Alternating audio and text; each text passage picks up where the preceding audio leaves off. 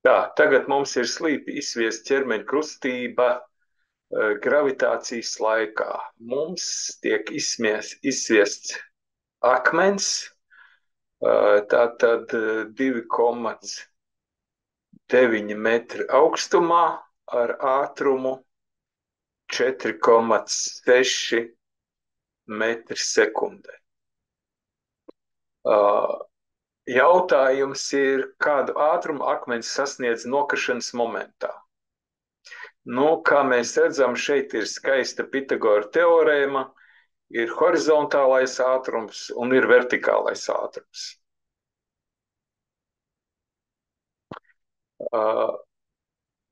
Tātad horizontālais ātrums visu kritienu laika nemainīgs. Uzdevums paredz, ka vējprecitības nav. Tātad beigās viņš būs tāds pats kā sākumā, un te mums vairs nekas nav jārēķina. Ja? Mums ir jāaprēķina vertikālais ātrums, un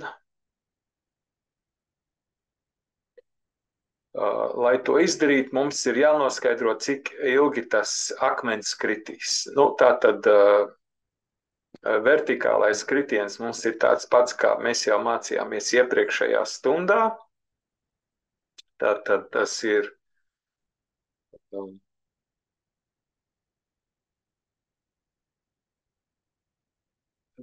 vertikālais kritiens. Ja? Tātad augstums mums ir zināms, gt kvadrātā dalīts ar 2. Gt kvadrātā dalīts ar 2. Tātad, nu, mēs izsakam t, un tas būs kvadrāts sakne no 2h dalīts ar g. Ja? Tad šeit mēs ieliekam skaitlīšus iekšā. 2 reiz 2,9 un 2 reiz 2,9 un g skaitlīds mums šeit ir 10 šajā uzdevumā pieņems. Ja? Tā.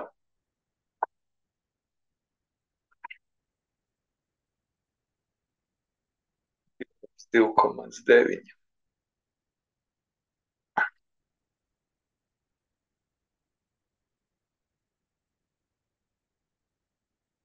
Tad man kalkulators rāda ir 0,761. Tātad tas mums ir laiks, tās ir sekundes. Nu, tātad, zinot kustības vienādojumu ātrumu, ja mums ir zināms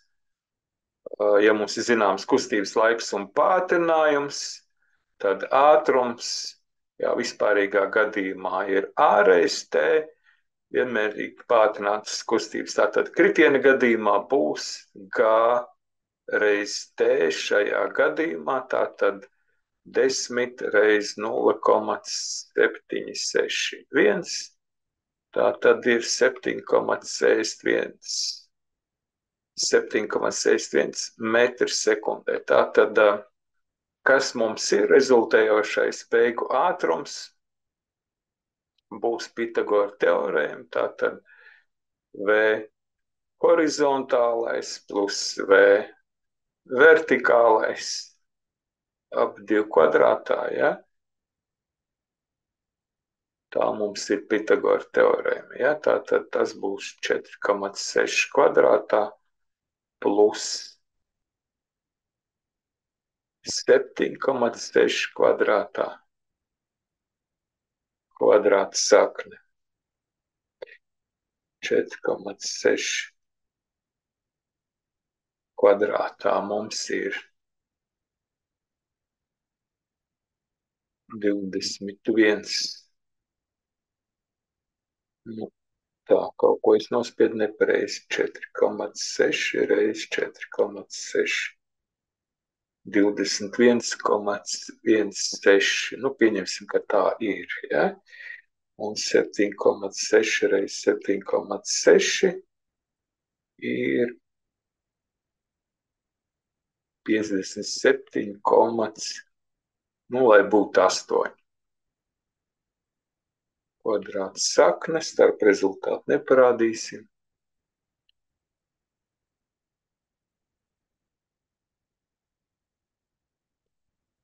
Tad man iznāk 8,88 metri sekundē, ja? Aha, jā, un šeit arī ir atbildē 8,9 metri sekundē. Tā tad izreikinājām pareizi. Vēl ir otrs veids, kā to var risināt. Tā tad mums sākumā ir potenciālā enerģija, ja? Potenciālā sākotnējā enerģija un kopējais enerģijas daudzums, tā tad ir kinētiskā sākotnējā enerģija un tas viss beigās pārvēršas par kinētisko beigu enerģiju. Potenciālā sākotnējā enerģija, tātad mums ir mgh, un kinētiskā sākotnējā enerģija ir mv kvadrātā dalīts ar 2. Un mums ir beigu enerģija, tātad mv kvadrātā dalīts ar 2. Tātad šis TV jau mums ir tā. Kaut ko skaistu paņemsim, ja? Nezinu, kāda krāsa, ja? Tātad šis TV mums jau ir meklētais. Šis V mums jau ir meklētais. Tātad tas ir jau iepriekšējā variantā, to mēs atradām caur Pitagora teorēmu.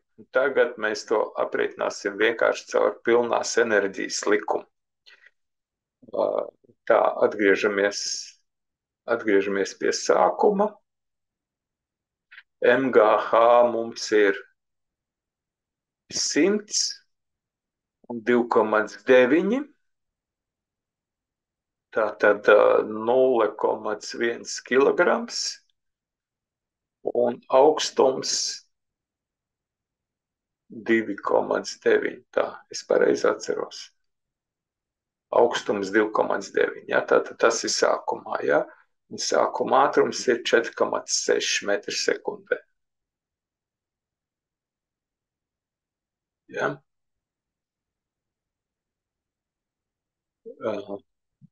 Šeit man ir V0. Tātad, liksim skaitļus iekšā, mēs jau varētu izlikt analītiski, bet mēs darīsim tā, kā skolotāji jums nemāca. Ja? Tātad masa mums ir 0,1, G mums paliek 10 un H mums ir 2,9. Plus atkal 0,1 reiz horizontālais zināmais ātrums 4,6 kvadrātā dalīts ar 2. Vajadzētu izvest analītiski, es nerīkojos kā labs skolotājs. Ceru, ka jūs man piedosiet. 0,1, tur droši, ka daudz kas noīsināsies. Ja kāds izlems no jums būt skolotājs, tad viņš varēs labot man šo skolotāju grēku. 0,1 reiz 1, tas ir skaidrs. Šeit mums iznāk 2,9. Šeit iznāk 1,058. Būtu tātad 0,1 reiz V kvadrātā dalīts ar 2. Tā, šeit mums bija 2,9, ja? Tad 3,958, un šeit pārnesam uz otru pusi. Tātad divnieku mēs liekam šeit, 0,1 mēs liekam šeit. Ir V, lai būtu pilna patiesība, kvadrāts sakne, ja? Man tiešām sanāk 8,897, tātad metri sekundē, ja? Tas mums būs tā, kā skolotāji nedrīkst mācīt, ja? Ielikt skaitlīšu skolotājiem jāmāca sekojoši. Skolotājiem jāmāca sekojoši. MGH plus MV kvadrātā dalīts ar 2. Tā, ja mēs liekam šeit V, labi, sākumā būs kvadrāts, tad mums šeit iznāk divnieciņš un apakšā M. Kā jau zināt, mums tas jau bija sagaidāms, kad masa mums šeit noīsinās. Un mums paliek 2GH plus MV kvadrātā dalīts ar 2. No tā viss kvadrāts sakne, jā, tā tad ir V. To mēs nereiķināsim īsam labad, jā, es vienkārši tikai parādu.